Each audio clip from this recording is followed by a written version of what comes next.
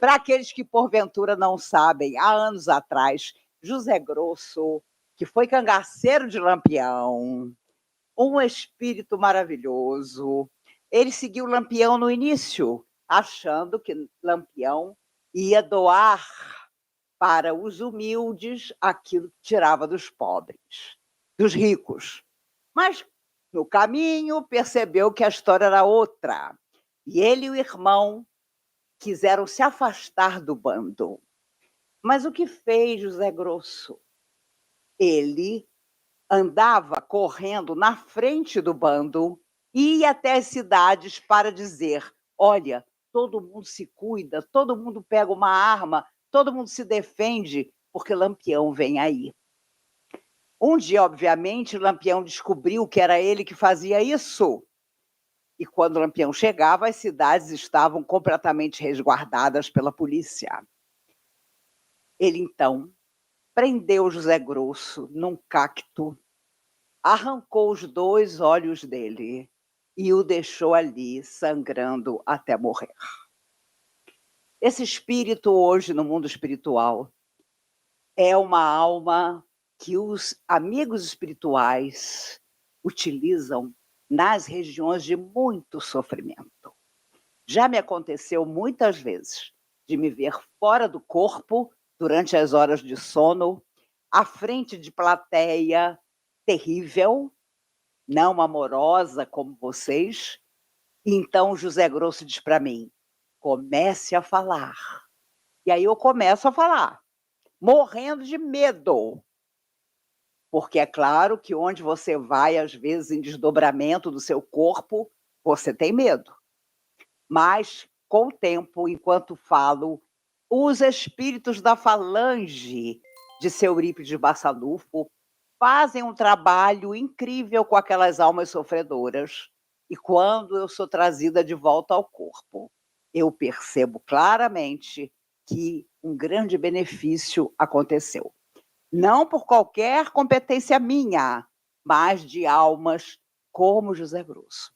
Até hoje, depois de 53 anos de início da tarefa, quando eu vou falar para uma plateia muito difícil, é sempre José Grosso que está no palco me esperando. E aí eu já sei que a coisa vai ser difícil. Em lugares onde eu faço palestra, também ele se faz presente. Nos bancos, em determinados ministérios. Porque, como eu moro em Brasília, há muitos anos os convites surgem para falar nesses lugares sobre doutrina espírita. E é interessante que ninguém é espírita de verdade, mas os diretores desses lugares telefonam dizendo: Maíse, aqui a barra está pesada. Dava para você vir fazer uma palestra? E não duvidem. Se perguntarem, o cara nunca te viu. Mas tem lugares que habitualmente eu falo. Falo uma vez por ano na Câmara dos Deputados. É interessantíssimo, porque quando acaba, muitos deles vêm perguntar: mas por que a senhora não se candidata? A senhora fala melhor que muitos de nós. Eu falei: eu sei, é justamente para continuar falando melhor que eu não me candidato.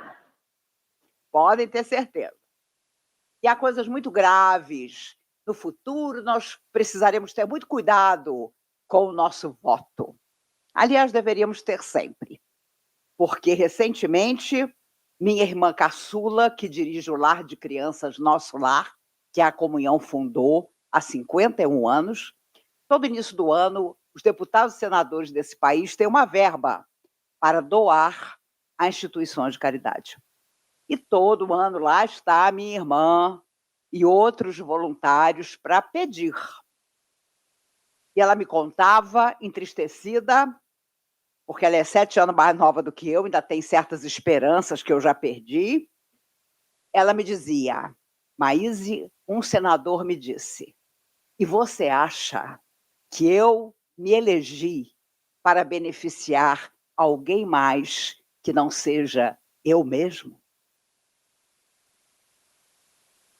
Eu não aguento, eu conto isso para vocês, porque eu acho que nós temos que ficar muito espertos, muito mais do que nós somos, porque enquanto houver, não importa em que área da vida, em que a pessoa se coloque para ter benefício próprio, tem alguma coisa muito errada, ou com ela ou conosco, que insistimos em dar o nosso aval para pessoas que absolutamente não merecem. Eu não aguento escutar dentro do espiritismo: "Ah, mas é um karma. Ah, mas a gente tem que passar por isso.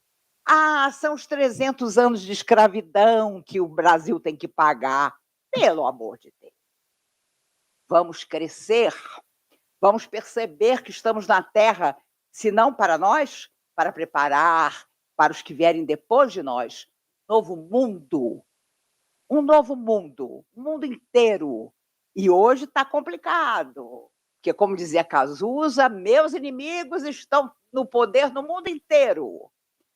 E todos com a minha idade, ou até mais novos do que eu.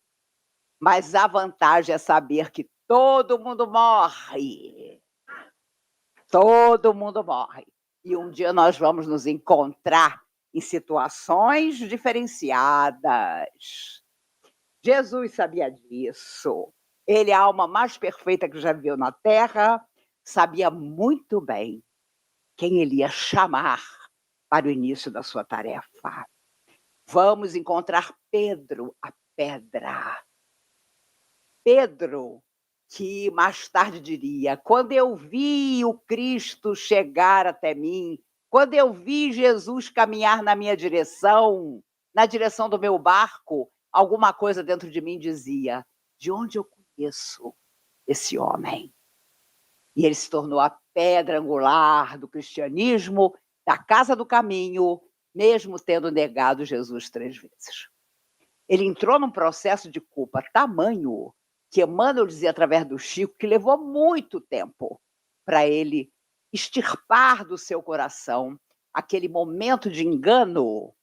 E quando Pôncio Pilatos coloca Barrabás e Jesus à frente da multidão, ele, envergonhado do que havia feito, se sentou junto dos empregados de Pôncio Pilatos, para não se identificar, envergonhado de que Jesus o visse ali, mas ele estava ali para ver Jesus ser condenado. E Judas, Judas que sabiamente Jesus colocou como o tesoureiro. Tudo que eles ganhavam das senhoras ricas de Roma, enfim, todas as doações que eram feitas para eles comerem, era Judas que tomava conta. Vocês acham que Jesus não sabia quem era Judas? Claro que sabia, com certeza. Mas sabia também que o que quer que acontecesse, a consciência daquele homem imediatamente o avassalaria. E ao jogar as 30 moedas no chão, devolvendo-as, ele corre para a figueira, onde tirou a própria vida.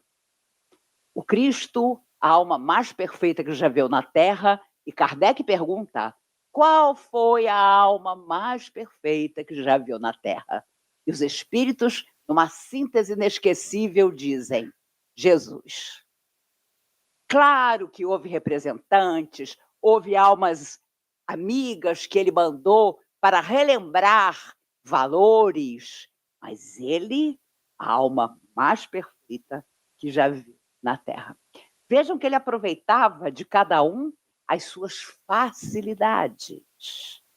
E, às vezes, sendo servidores da casa espírita, por exemplo, nós encontramos um voluntário e, de forma errônea, queremos colocá-lo a fazer coisas para as quais ele não está ainda preparado. Vamos aproveitar as facilidades que a pessoa já traz para o seu coração, para a sua tarefa. Por isso, as casas espíritas precisam, mais do que nunca, voltar a lembrança para certos centros espíritas de antigamente, em que um prato de sopa era como um passe, em que doar um casaco era como ensinar tendo uma aula do ESD. Muito justo que estudemos doutrina espírita à exaustão para mudar o nosso destino. Mas casa que muito cresce, dizia Chico, o amor desaparece.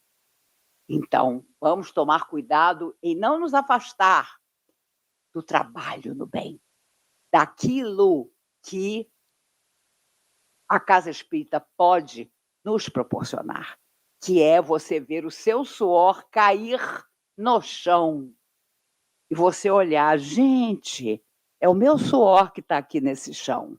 E você nunca se esquece disso. Dona Emília Prete Pereira é uma senhora que morreu com quase 100 anos, foi uma das fundadoras da Comunhão Espírita de Brasília. E, na época, como eu era muito pequena, tinha um jardim na frente, e nós nos encontramos e fomos conversando até a porta. Conversando amenidades. Quando nós íamos chegar à porta, ela me parou e disse, agora, Maíse, vamos fazer silêncio, minha filha, porque nós estamos entrando em solo sagrado. Quem de vocês conhecem que, quando entra numa casa espírita, pensa que é solo sagrado? Então, tudo isso nós precisamos revisar dentro de nós, para que a casa espírita seja sustentáculo, seja bateria para nossas energias baixinhas, mas seja justamente de onde nos projetemos para o mundo, dando o nosso melhor exemplo. Uma vez o Chico vinha voltando para casa e viu Dona Aparecida, uma enfermeira que ele conhecia, sentada no degrau da rua com 3 doentes, 3 portadores do pênfigo, o fogo selvagem. E ele foi até ela e disse, Dona Aparecida, o que a senhora está fazendo aqui?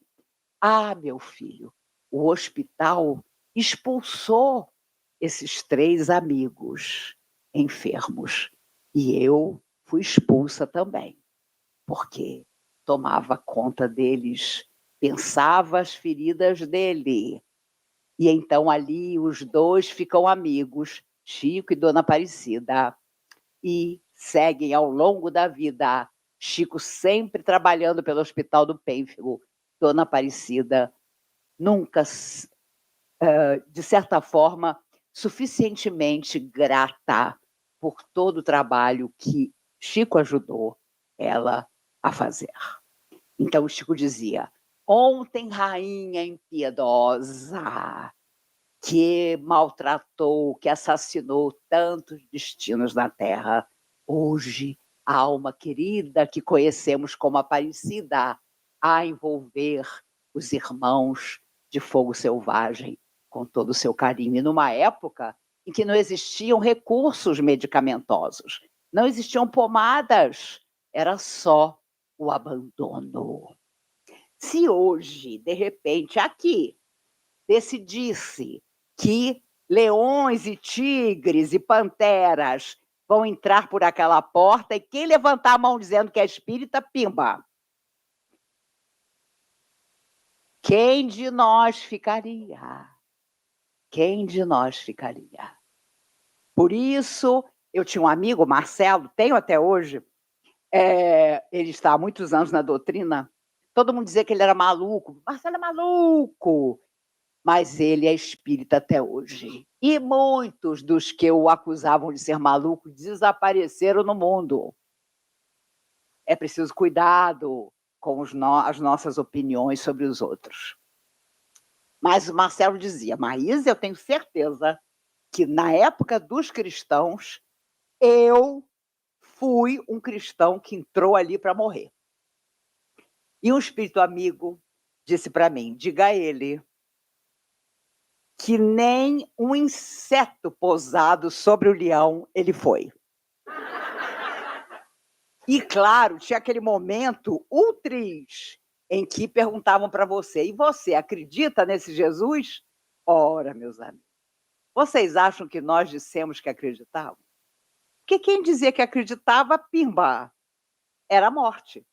Nós, com certeza, estamos aqui até hoje. Se chegamos perto do Cristo, na nossa hora de testemunho, demos para trás. O problema é que 2000 anos depois nós continuamos aqui. Essa é a nossa dificuldade. Porque aqueles que deram sua vida naquele momento tremendo e em outros que vieram depois, porque a matança não acabou logo que Jesus morreu, não voltaram mais à terra, a não ser que quisessem.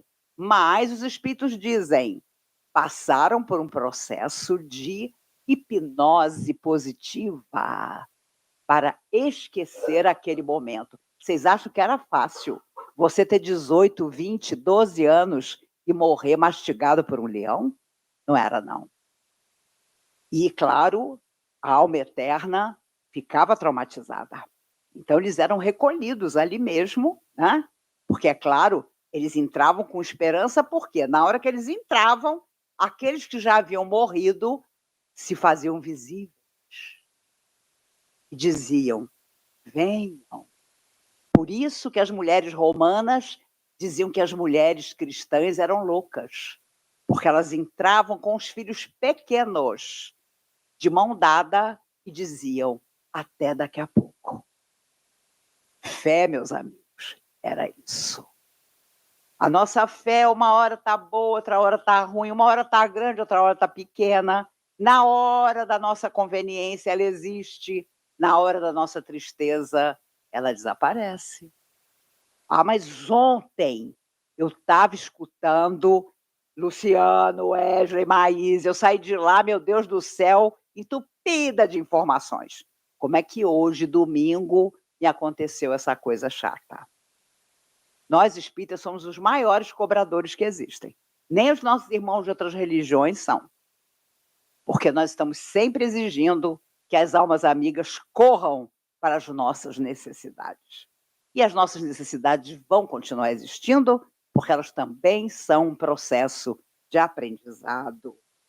Eu tinha um amigo há muitos anos, o Rogério, e ele era de Uberaba.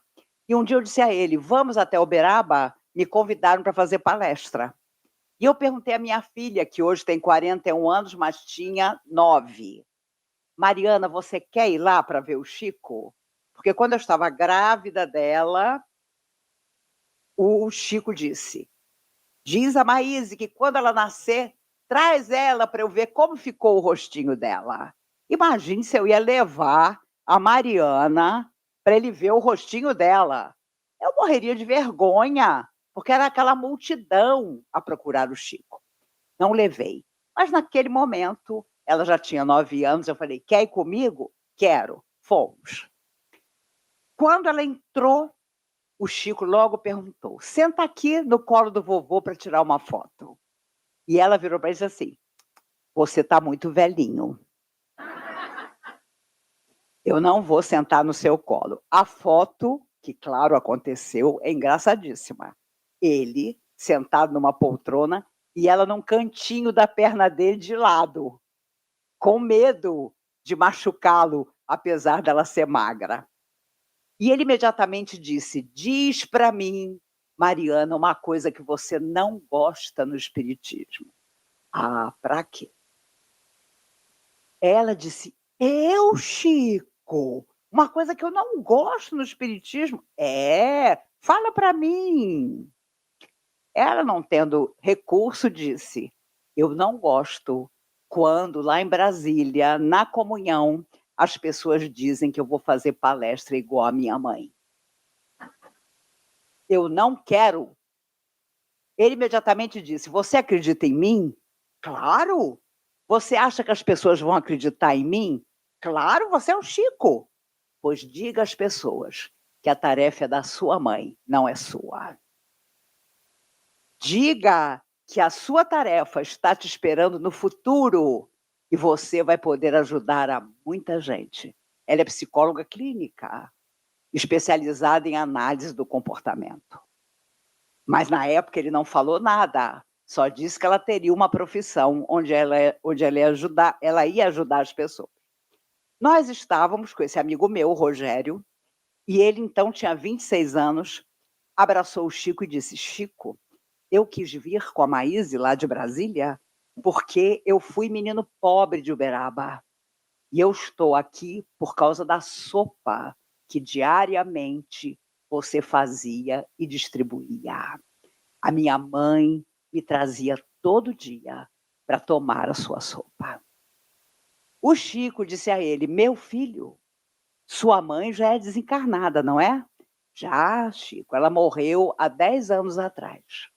O Chico abraçou o Rogério, olhou pela janela e disse: você não imagina a sopa de luzes que a sua mãe está preparando para você. Nos despedimos. Quando eu saí com ele, ele falou: mas por que será que o Chico falou isso para mim? Eu, com aquela intuição, no calcanhar, de sapato fechado, disse a ele: Rogério, você só tem 26 anos. Daqui a muitos anos, com certeza o Chico viu você desencarnando e sendo recebido pela sua mãe, com uma sopa de luzes. 6 meses depois, ele morreu num acidente de carro. Chico Xavier era assim. Quando ele abraçava alguém, ele via passado, presente, futuro, mas sempre em silêncio, só dizendo coisas boas. Inclusive, quando a pessoa... E tinha gente que fazia isso. A pessoa alugava ele, conseguia sentar do lado dele e contar uma história que não acabava nunca. O Chico mudo. Depois de um tempo, ele virava para a pessoa, segurava a pessoa pela mão e dizia: interessante, meu filho. Fica a dica. Porque, no fundo, as pessoas não querem fazer aquilo que você aconselha. Elas só fazem o que elas querem. Olha, eu escuto o problema dos outros desde os 11 anos de idade, que começou antes de eu chegar no espiritismo, na porta da escola onde eu estudava. Quando você tem compromisso com as almas que sofrem, sem problema, você encara. Mas aquela pessoa que te conta pela terceira vez o mesmo problema, como dizia Manuel, o problema não é mais dela, é seu. Porque você está escutando pela terceira vez algo que com certeza você não está ajudando a solucionar. E nós espíritas adoramos que as pessoas nos contem problema, sempre o mesmo, para talvez depois poder dizer aos outros: eu tenho muita paciência com ela. Não. Se o outro não quer mudar a própria vida, ele pode até nos arrastar ao desânimo. Pode até nos convencer que ele, que não faz nada da vida dele, é que está certo. Então vamos tomar cuidado com aqueles que nos pedem ajuda, mas não querem ser ajudados. E tem muita gente assim. Que o nosso raciocínio, o nosso coração percebam. Fiquemos alertas para não perder tempo com aquele que propositadamente está indo para lugar nenhum. Meus amigos, a verdade é que a doutrina espírita veio ao nosso conhecimento, ao de todos nós, para mudar o nosso destino. Se ela não está nos ajudando a fazer isso, pelo menos de jeito diminuto, vamos procurar outra coisa. Porque não temos mais tempo para ficar sempre na mesma situação, sempre nas mesmas desculpas. E não é porque o terceiro milênio vem, não. É que o nosso tempo de evoluir também tem prazo. E nós estamos enrolando o mundo espiritual positivo há muito tempo. Um pai foi procurar o Chico, tendo nos braços a filha cega, surda, muda e paralítica. E ele disse: Chico, eu vou a São Paulo buscar socorro para minha filha. Ore por nós. E o Chico disse: não se preocupe, ela vai estar nas minhas orações, você também. Ele saiu. Chico, olhando, disse: Ah, ontem ele era o menestrel que atravessava os castelos, cantando para as mulheres e propondo uma união. Ela acreditou. Ela esperou por ele. E quando viu que ele não voltava, que ela tinha sido enganada, ela lançou-se de uma grande altura. Hoje, o menestrel de ontem é o pai que a carrega nos braços. Ela, a suicida do século XII, a filha que ele ama tanto e que leva a todo lugar em busca de ajuda. Se fosse uma vida só, nós íamos aproveitar horrores. Íamos fazer tudo que o nosso coração invigilante quer. Mas não é uma vida só. É uma sucessão de existências. E não adianta chorar depois. Nós precisamos realmente nos transformar. Ternura e bondade se constrói. Não é algo que de repente nasce conosco. Precisa ser construído. Chico sustentava os sobrinhos, estava em situação dolorosa financeira. Disseram a ele que, num certo lugar, iam fazer uma entrevista para emprego e que ele tinha as características necessárias.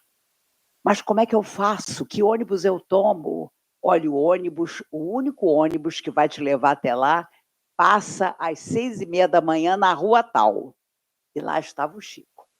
Porque ele precisava de mais dinheiro para sustentar os sobrinhos, que, por sinal, eram almas difíceis. Um dia um sobrinho dele disse: Tio Chico, você é velho. Como é que você tem essas atitudes? Como é que você diz essas coisas? Em que tempo você vive? E Chico sereno respondeu: Eu vivo num tempo que não passa nunca, o da consciência tranquila. Se você tem um filho ou um neto que está te ameaçando, use essa frase. Depois você pega da poupança e paga uma terapia para ele. Meus amigos, houve um casal que procurou o Chico. O filho, numa doença degenerativa terrível, não tinha as 2 pernas, um menino de 8 anos. Já tinha perdido um braço e agora, para salvar-lhe a vida, os médicos queriam tirar o outro braço. Ele seria um tronco em cima de uma cama. Eles moravam numa fazenda. E o pai e a mãe desesperados: Chico, pelo amor de Deus, fala para a gente, pelo menos um braço. Ele precisa ter. O Chico olhou e disse: meus filhos, ele matou-se, tirou a própria vida 10 vezes.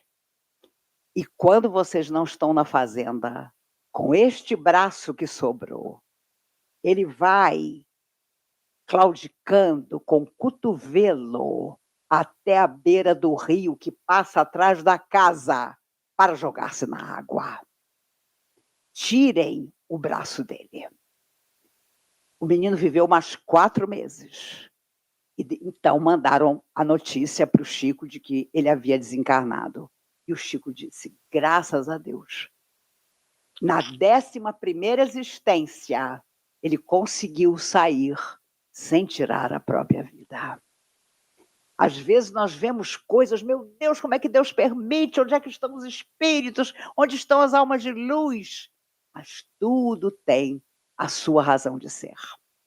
No dia em que o Chico chegou para esperar o ônibus, na hora que o ônibus aponta lá na esquina, e o Chico arruma o terninho humilde, que era sempre muito maior do que o número dele, porque era emprestado, ele vê do outro lado da rua um garotinho. Tio Chico, não pega o ônibus não, espera aí, vou falar com você. E o Chico, meu Deus, o que será que essa criança tão pequena quer? Passou o ônibus. Era o único dia em que ele seria entrevistado. Era o único horário do ônibus. Ele deixou o ônibus passar. Fez sinal para o menino. O menino atravessou a rua feliz. abraçou as pernas do Chico, deu a ele uma florzinha quase morta e disse: "Ah, tio Chico, eu queria te dar um abraço e essa florzinha." Eu imagino que vocês estão pensando, eu teria matado o menino.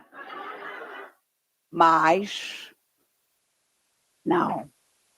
Quando o Chico fez 80 anos, um repórter perguntou a ele: "Diga uma coisa inesquecível da sua vida." E ele contou essa história.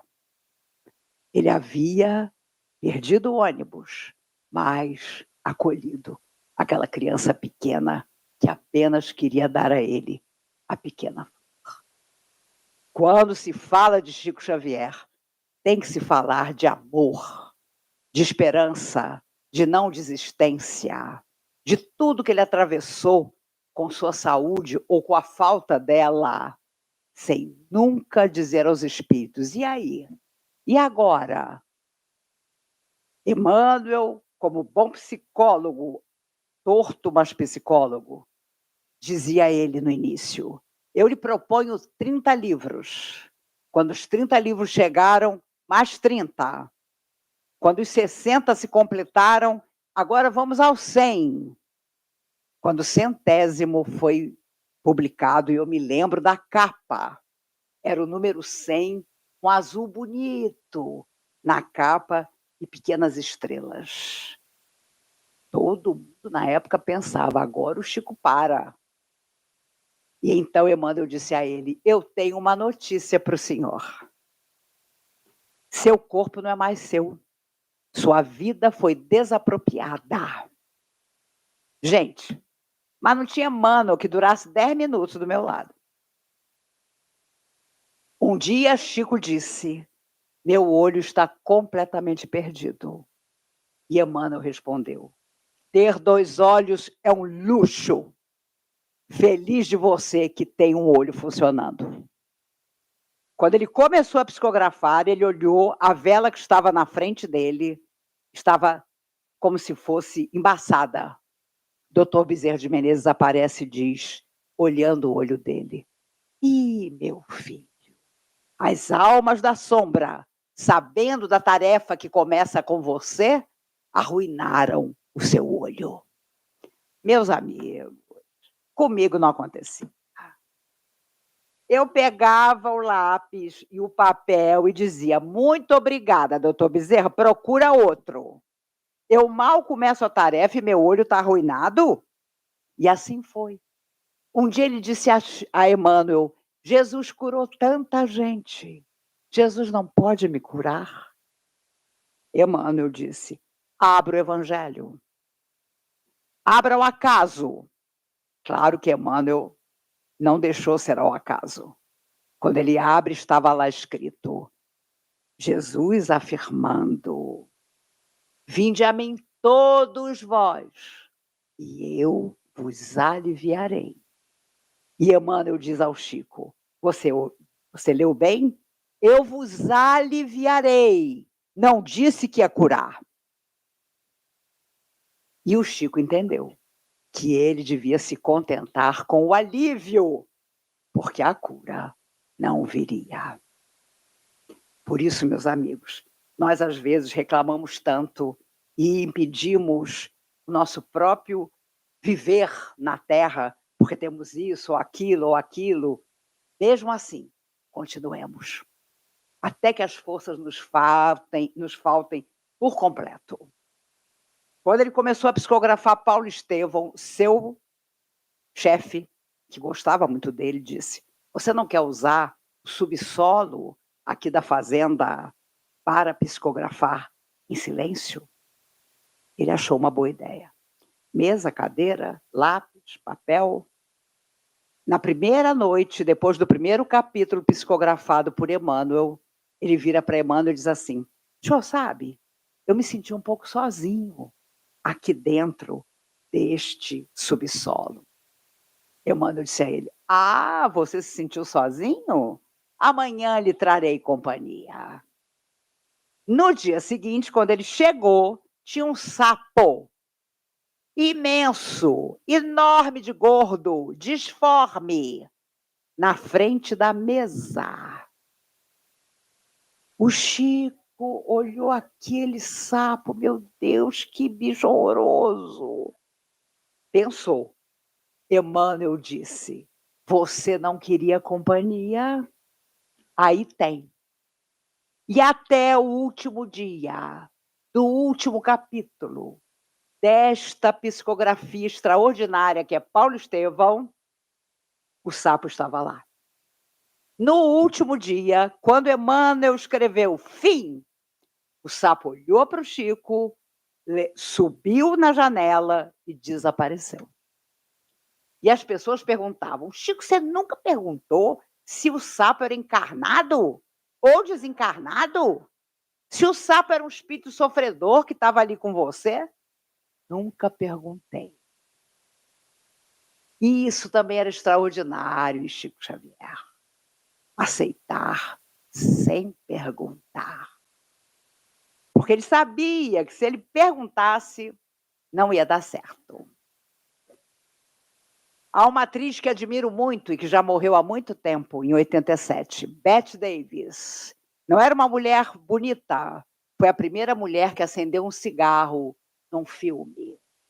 Mas teve uma característica extraordinária. Ela decidia a própria vida, nas décadas de 30 e 40, quando os homens decidiam a vida das mulheres.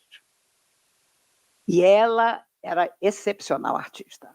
Se você nunca assistiu A Malvada, assista.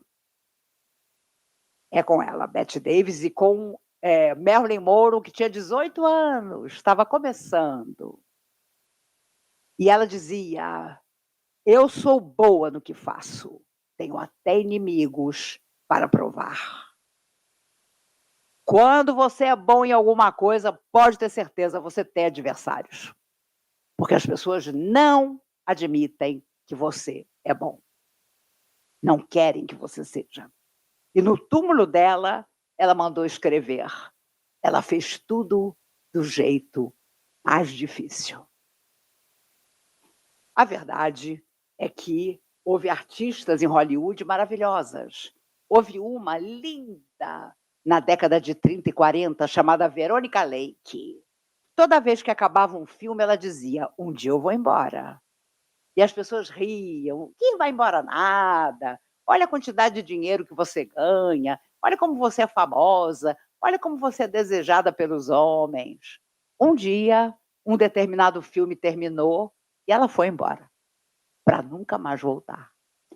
E adivinha o que ela foi fazer? Ser garçonete.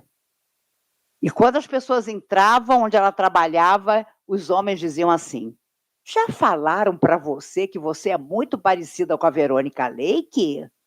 E ela afirmava: já me disseram que eu lembro ela. E morreu do jeito que queria, fazendo o que queria da própria vida.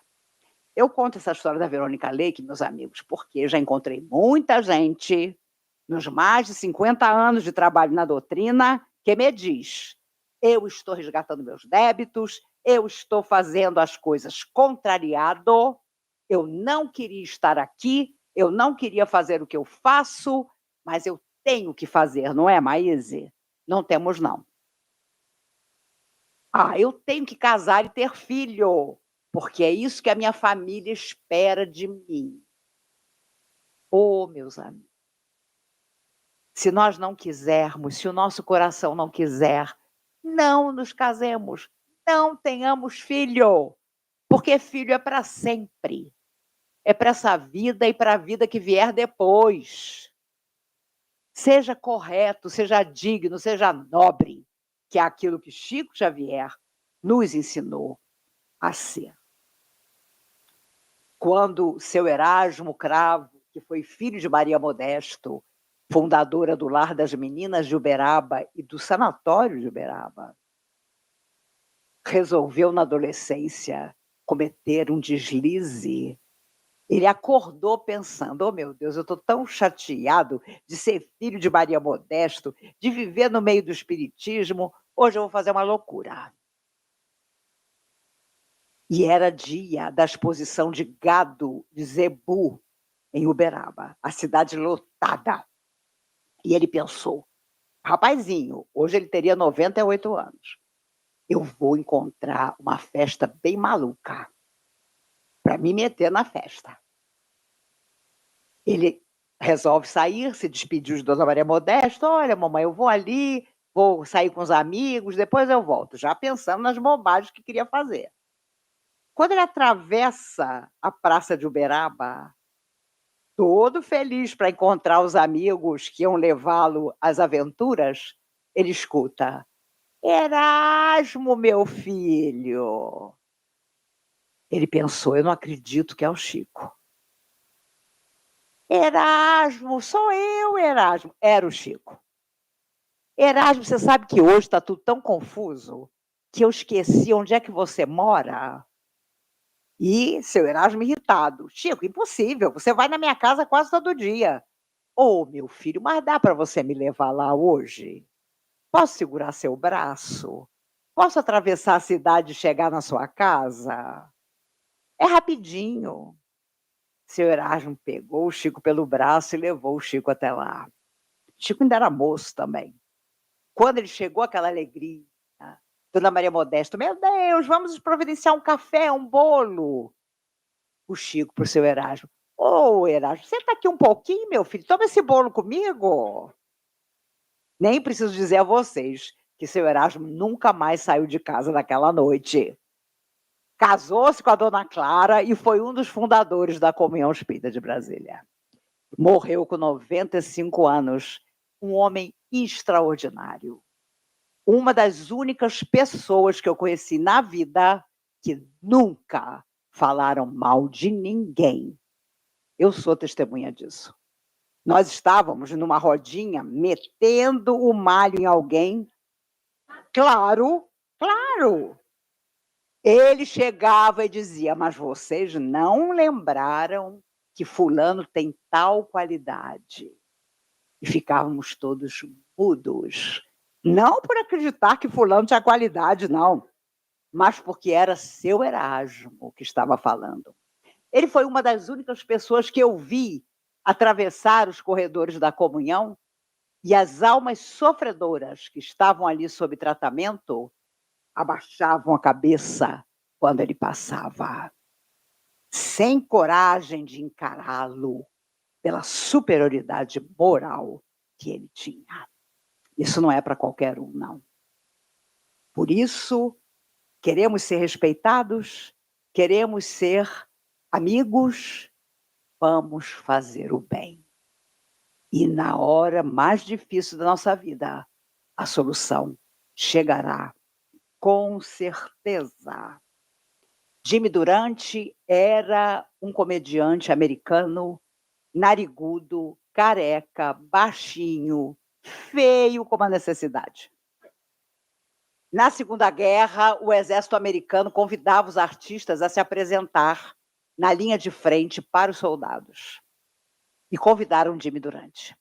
E ele disse: eu não tenho tempo, eu faço teatro, eu faço televisão, a televisão então estava surgindo. E o coronel disse a ele: Jimmy, tem 100.000 soldados que querem te ver. Eu levo você lá, você fala 10 minutos, eu te trago de volta. Tudo bem. O coronel levou até lá, deixou o helicóptero ligado, porque eram só 10 minutos. Passaram-se 20, 30, 40, 50, 60, e Jimmy contando as histórias, e os soldados morrendo de rir das histórias dele. Muitos não voltariam para o mundo livre.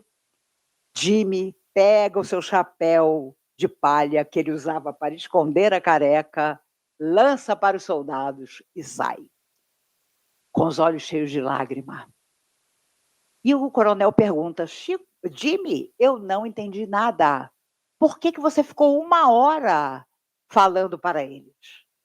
E Jimmy afastou a cortina e disse: olhe na primeira fila, o senhor vai entender.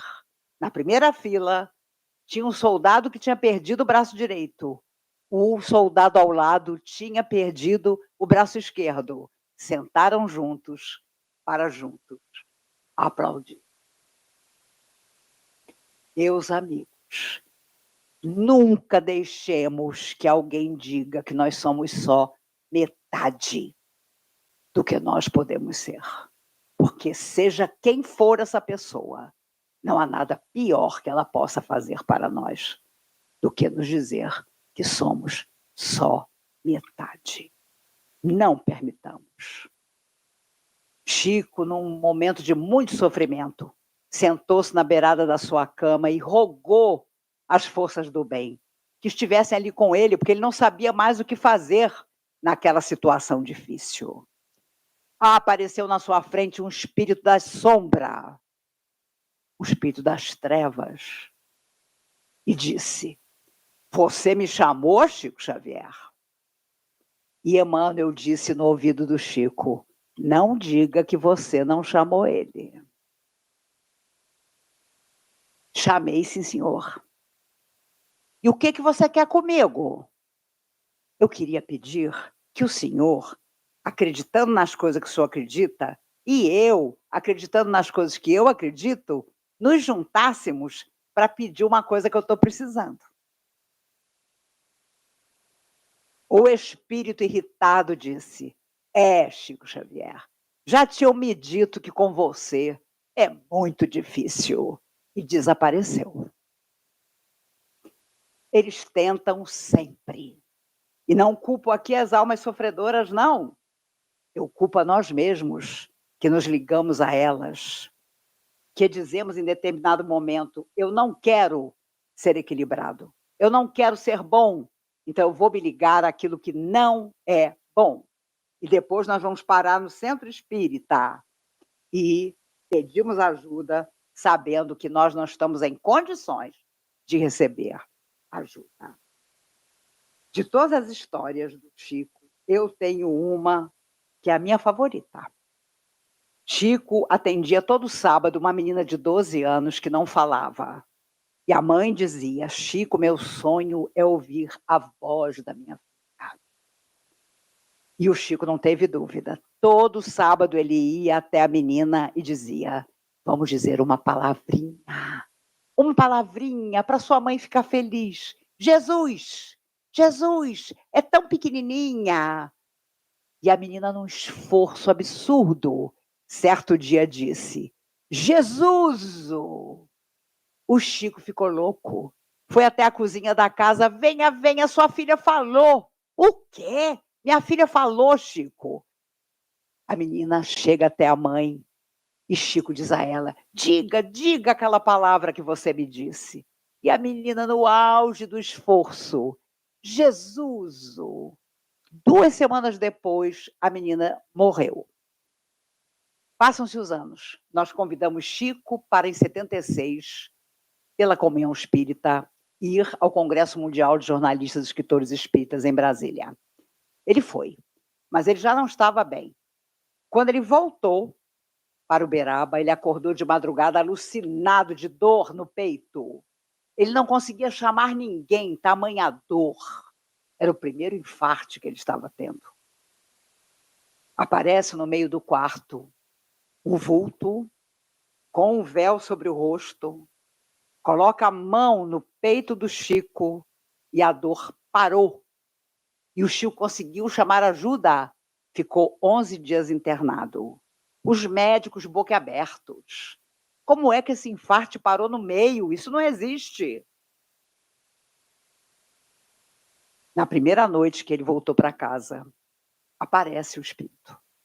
Ele imediatamente diz: "Eu queria lhe agradecer, porque eu sei muito bem que foi a sua mão no meu peito que parou o infarte que eu estava tendo e eu pude pedir ajuda.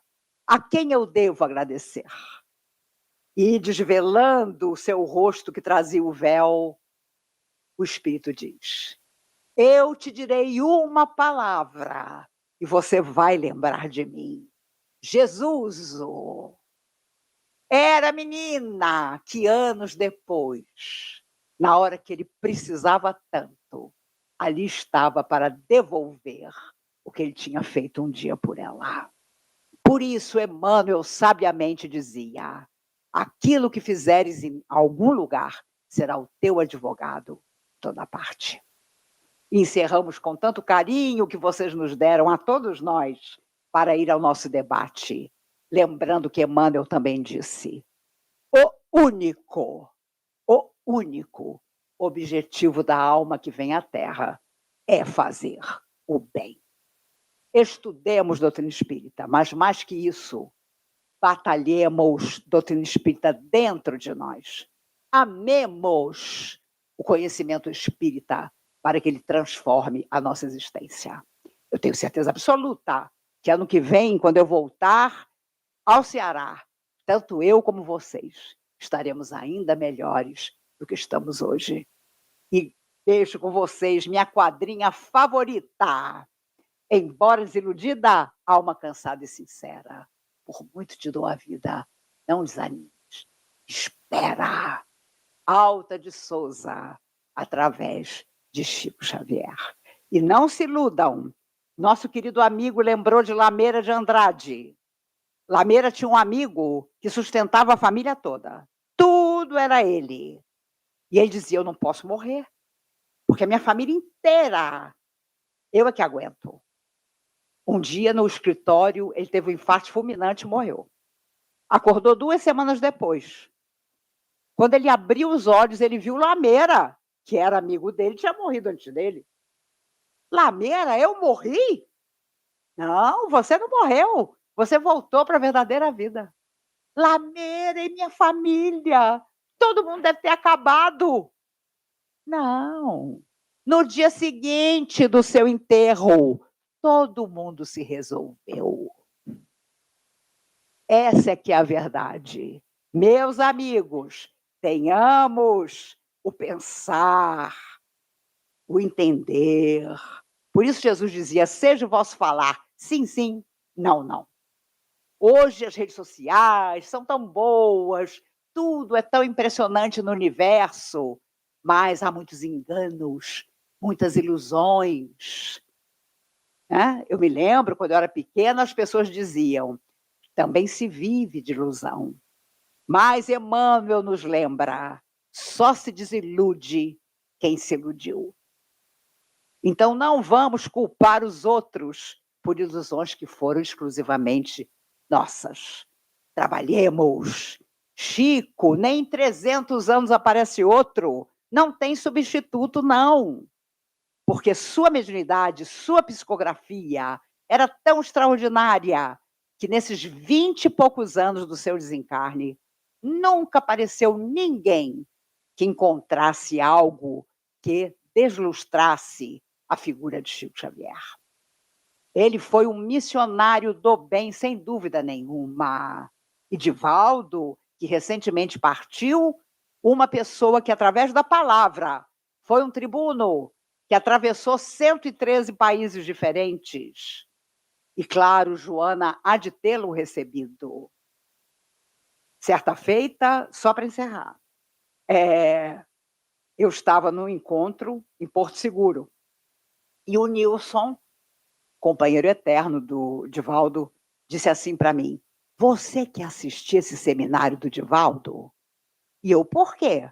Porque só eu e você não conhecemos Porto Seguro. E o pessoal está com um carro lá fora para a gente conhecer a cidade. Era uma multidão. Divaldo já estava no palco com o microfone na mão. Aí Nilson disse: venha de braço comigo, vamos atravessar grudados na parede. Não vamos olhar para a plateia. Vamos rápido. Na hora que nós levantamos e começamos a atravessar a parede, aquela massa humana, para ouvir o Divaldo no microfone diz: vá, Maíse. Leve Nilson com você. Mas cuidado, porque quando vocês chegarem lá na Cruz de Cabral, segure Nilson, porque ele é tão velho que veio com as caravelas. E ele vai querer se jogar e depois você vai ter que me dar conta dele. A plateia nos olhando como se nós fôssemos as 2 últimas pessoas da Terra. Mas Nilson estava ao lado de Divaldo desde 1940 e pouco. E quando entramos no carro, toca o telefone, ele atende e diz: "É você, fulana, aí de Salvador? Eu estou indo com Maíse conhecer a cidade. O pobre do Divaldo, endividado, ficou lá dando seminário." Por isso, meus amigos, alegria, bom humor, porque sem bom humor não dá. Vamos ter um momento, um cantinho da nossa vida em que nós vamos rir de nós mesmos. E vai ser tão bom rir de nós mesmos e sermos felizes fazendo os outros felizes. Que Jesus, o grande amigo, nos abençoe. Muito obrigada. A fala serena de Maíse Braga desperta a compreensão mais alta da vida espiritual. A certeza de que tudo o que vivemos é parte de um processo contínuo de redenção. Em torno desse tema, gravita o sentido profundo da existência, a ascensão do espírito pela vivência do amor. A reencarnação permite que adversários do passado se reencontrem em circunstâncias invertidas. Quem outrora causou sofrimento, pode hoje dedicar-se ao cuidado daquele que feriu. Essa nova posição de funções resulta da necessidade íntima de restauração que a própria consciência reconhece. O algoz de uma existência torna-se o amparo dedicado em outra, porque o espírito, ao compreender a dimensão do mal causado, busca ativamente a reparação. A justiça divina opera pela transformação gradual da consciência, que aprende pela experiência direta das consequências de seus atos. A redenção não nasce do sofrimento em si, mas da consciência que aprende com ele. A prova só cumpre sua finalidade quando é aceita com compreensão e transformada em impulso para o bem. O mesmo sofrimento pode endurecer um coração ou sensibilizá-lo, dependendo da postura íntima adotada. A diferença entre a revolta que aprisiona e a aceitação que liberta reside na capacidade de extrair da dificuldade presente um aprendizado útil e a decisão de fazer escolhas melhores. A culpa enfermiça pode aprisionar o espírito em remorso estéril, girando infinitamente em torno do erro cometido. A responsabilidade, ao contrário, projeta-o para o futuro através da ação reparadora. O arrependimento verdadeiro se manifesta na mudança de conduta e no trabalho ativo de restauração. O Espiritismo destaca que o passado só perde o poder de aprisionar quando convertido em motivação para servir melhor. Não é possível desfazer o que foi feito, mas é sempre possível fazer diferente, renovando completamente o destino. O amor reequilibra o destino porque dissolve as causas do sofrimento pela vibração da ternura ativa. Amar é a forma mais alta de reparar. Cada gesto de compreensão substitui uma condenação anterior, cada ato de consolo apaga uma indiferença passada, cada serviço prestado restaura um abandono cometido. O amor ilumina o passado sem apagá-lo, revelando seu sentido mais sublime porque a misericórdia o enxerga de outra forma. A doutrina reforça que nenhuma sombra resiste ao esforço constante de amar e servir, porque o bem praticado possui força restauradora que vai além da simples compensação. Ele transforma a própria estrutura íntima do espírito. A reforma íntima constitui o exercício do processo redentor. Virtudes como tolerância, compreensão e bondade se constroem pela repetição consciente de pequenos gestos, até que se tornem estrutura permanente do caráter. A transformação dos vícios em virtudes exige vigilância constante sobre pensamentos e reações, disciplina moral sustentada ao longo do tempo, reconhecimento honesto das próprias imperfeições e boa vontade em servir. A redenção é o destino de toda a alma pela conquista íntima que se direciona para a luz. Quanto mais se ama, mais se liberta, porque o amor é o único sentimento que detém todas as virtudes, capaz de conectar o espírito com sua essência divina. Que essa compreensão nos inspire a transformar cada dificuldade em uma oportunidade de crescimento interior. A redenção começa quando o coração compreende que o amor é sempre o caminho, e que esse caminho se constrói, passo a passo, até que a alma inteira se ilumine.